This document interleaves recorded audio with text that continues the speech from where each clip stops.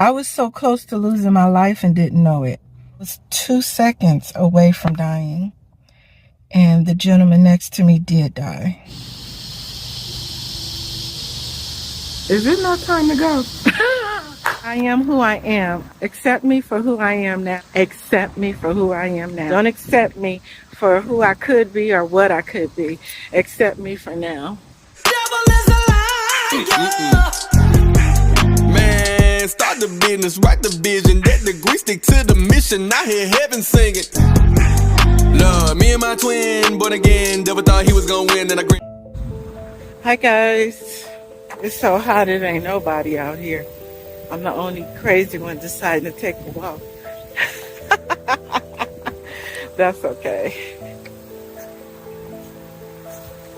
I'm the only one get the gusto then. That's what that means. Real talk.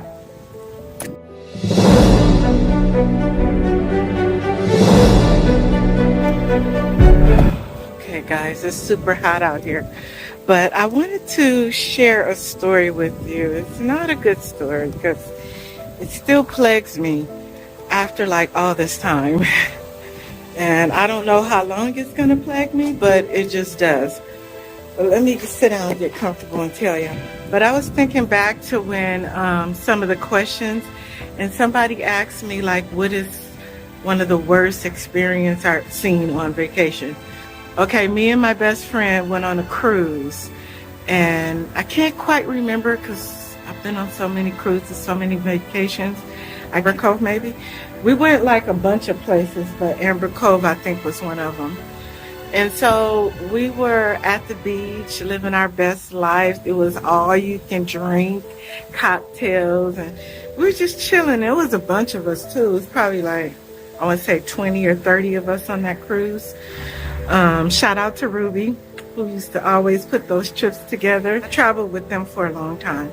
Anyway, so we were on a cruise. Everything was fantastic. This was our last stop before getting back to Miami. There was like this big rock crater, and it had like natural springs that come up, and it was beautiful. And so I was like, okay, you know, and I had a couple of drinks and I'm chilling. I'm getting chocolate as I don't know what. So I said, let me walk down here. And something was kind of pulling me too, like, go there. Just to give you a little context, it's actually called a blowhole or a marine geyser. When a sea cave grows upward and forms vertical shafts. So I went down there and I walked there. And I was like, well, let me get some pictures in, okay? So I was taking pictures all around, and then I seen this water spout coming up. And I was like, oh, that's kind of cool. I wonder if I can get close to there and take a picture right as it comes up, right? So I went over there, and it was a couple there. It was a man and a lady, and they were kind of young. And they were on one side of the crater. I was on the other side. This, I don't know if you know much about, I think it's called a natural spout. I'm not sure. I'll find out for sure what it's called. But it's when you have rock formations and the water just shoots up and just comes back down. It looks gorgeous, but it's dangerous. The couple was on one side, I was on the other side, and we were kind of looking at each other. And I forgot to mention that we had some conversation. We had like some small talk, and we talked about the spout. And then the guy held his hands up like this. He said, I'm the king of the world. And I was just like smiling at them, you know. And then something said, move right now. And I looked down and got a little startled, and I walked away, right? Okay, I walked away to go to almost the end of the crater to just take a picture. But before I did so, I turned back around to look at the couple.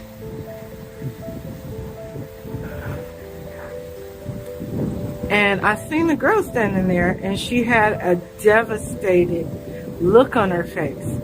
She was kind of like in shock, like she was kind of smiling, like, but she was like devastated. And I looked, and I was looking for the dude, and I kept looking around, And I didn't know what was going on. And she was just standing there stuck. Her husband, when he put his hands up and said, "I'm king of the world," that's never leaves my sight. He was like, "I'm the king of the world," like that, right? And this girl was looking at him like, "Yeah, you know, we smiling at each other. Everything's good, right?" When I turned around after I took my picture at the edge of the cliff and came back, and she was still looking kind of devastated, I said, "What happened?" And she was just like she couldn't talk, and she kept looking down there, looking down. I was like, "What's going on?" I also forgot to say that I asked her, "Where's your husband?" She couldn't answer. What's going on? So I walked around and didn't see her husband. I didn't see her husband anywhere. So to make a long story, which I'm already feeling it, shorter, that spout where I just was and took the picture of the guy holding his hands up, the water came and swallowed him. Right after I took that picture, the water swallowed him. Guys, I was right there in the spirit. At the time, I was like, something told me to move.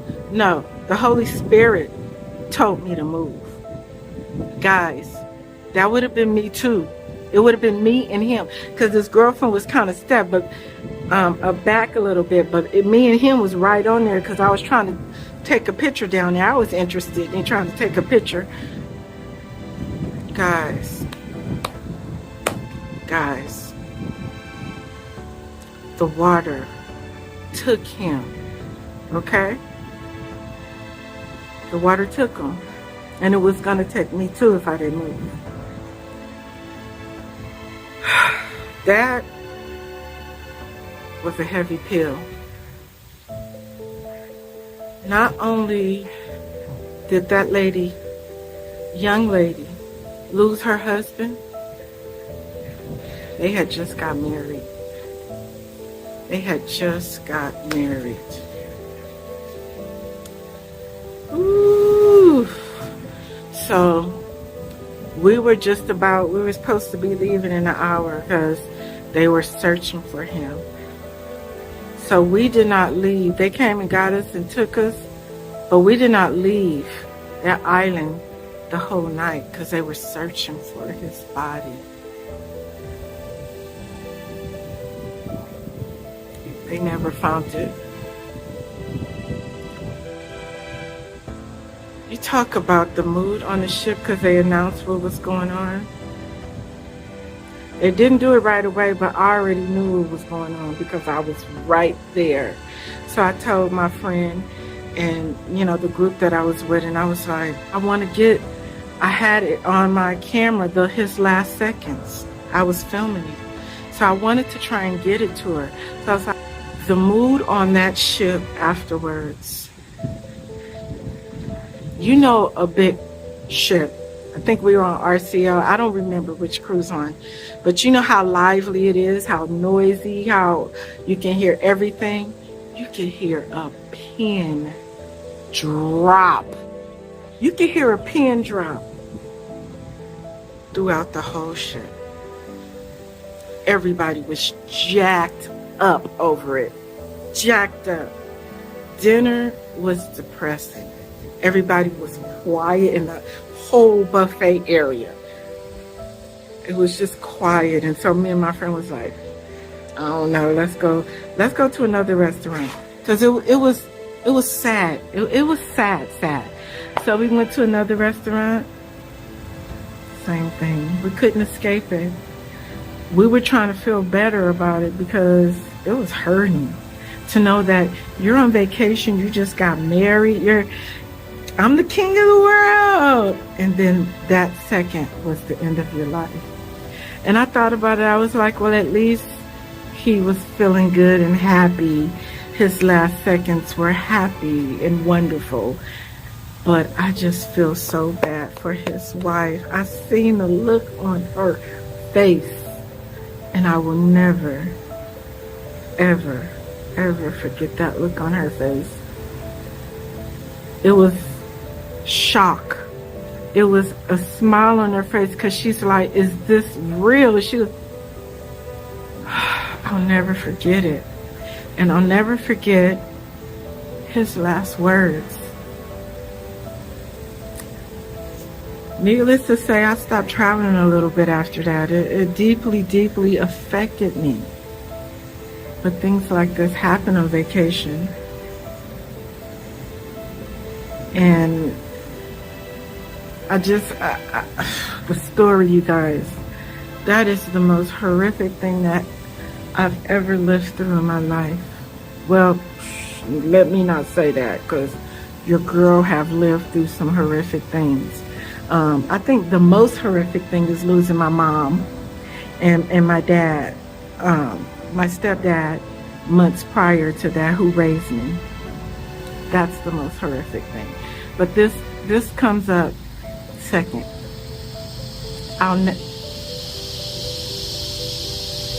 Do you hear the sequoias?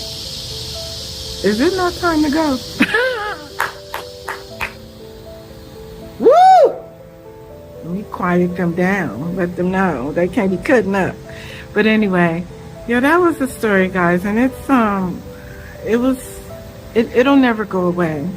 I'll never forget it. And my prayers goes out to that young lady who just got married. Whew, child. Y'all, I'm finna go. That was a big ass bug, child. I did my exercise. My work's done here. Look, we can keep talking in the house, child, but I'm getting out of here. They only see one human in this whole party. Look at this. There's nobody here. And it's nobody here because it's hot as fuck. But I'm not the one to care about hotness when I gotta exercise. And watching these daily vlogs, I was looking at my arm. I was like, girl. But you know what? I am who I am. I am what I am. I'm trying my best to get better, but accept me for who I am now. Accept me for who I am now. Don't accept me for who I could be or what I could be. Accept me for now. You feel me? Anyway, guys, I'll check back in because it's too noisy out here, too buggy. I'll check back in. Peace. Yeah, child, them bugs, they ran me the F up out of there. When I first moved to Texas, because, like, you hear some bugs, but you don't hear that in LA. You feel me? And in every single park, every natural area, you're going to hear that in Texas, okay? So it took me 2 years to get used to that. But I'm not finna sit up and frolic with it. No, thank you. No, thank you.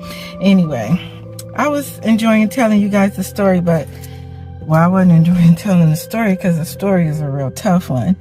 But just to be able to share it, you know, that to get that out of my soul, because like I said, it still affects me to this day. To have looked at a person right in their face, we're smiling at each other and everything, and then look around not even 2 seconds later, like I was so in danger and didn't even know it. I was so close to losing my life and didn't know it.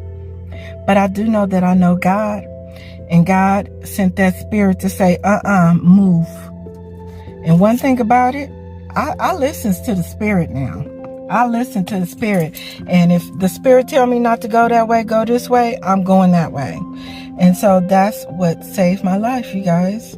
I was 2 seconds away from dying. And the gentleman next to me did die. He lost his life on vacation, on his honeymoon. So you guys, join me in praying for that. I'm pretty sure it's been a long time. So I hope she was able to move on and, you know, is happy now. I pray that, because I know that plagued her for a long time. To think of your future that you're going to have with your husband, and then he doesn't return home with you. So just to tell you, they ended up, we ended up stopping, I forgot where we were, but we ended up stopping somewhere close to let her off, and they flew her home. I later found out the whole family was there because they had the wedding on the ship. So they let his whole family out. so she can start to deal with things. Because they actually looked for 2 days for his body and never found it.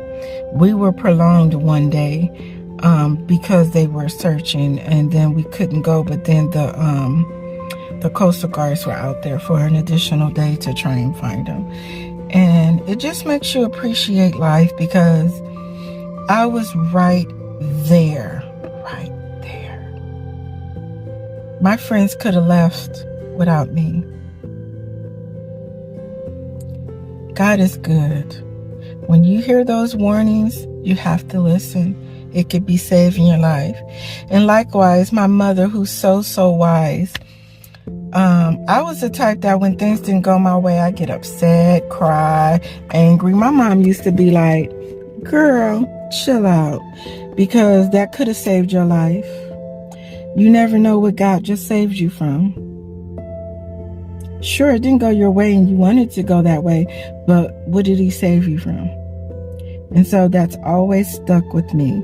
And many things have gone wrong, and it's really to help. It really did help me to be like, oh, well, wasn't meant to be. And right now, I done lost money on Tulum trips, all kind of stuff.